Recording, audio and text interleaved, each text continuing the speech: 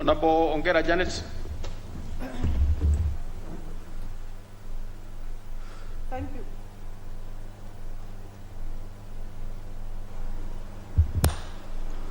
Thank you, Mr. Speaker, for giving me this opportunity so that I may also contribute to this very important motion on perpetuities and accumulations amendment bill 2021. Mr. Speaker, let me say that from the onset, I support the amendment. And just as my colleagues have said, let me congratulate the Committee of Finance, the mover and the seconder, and also the proposer of the amendment. Mr. Speaker, it's very important that we get clarity in how we do dispositions of particularly immovable properties in this country.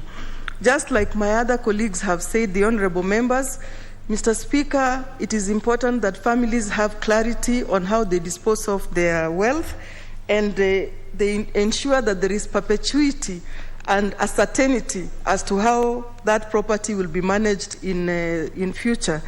I'm happy to note that, Mr. Speaker, in this amendment, that this particular amendment will provide for accumulation of the income of the trust, and also it will benefit multiple generations of beneficiaries, particularly in a family trust. Mr. Speaker, this has been a gap in the law that we have not had for, there has been a gap all along, Mr. Speaker, and therefore the amendment will cure this particular gap. Mr. Speaker, I also note that this is not a money bill, therefore it's a very straightforward thing that will not have to, no,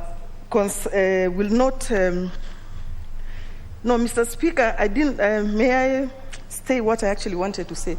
I note that, Mr. Speaker, that this bill will not have to go, it has nothing to do with the county governments.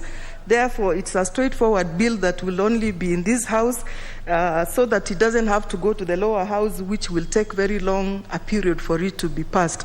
Mr. Speaker, with that, I want to support that there is a clear enabling legal environment for this bill, as the proposal is, and I want to support it very strongly and to urge all members to pass it in the House. Thank you, Mr. Speaker, for allowing me to speak.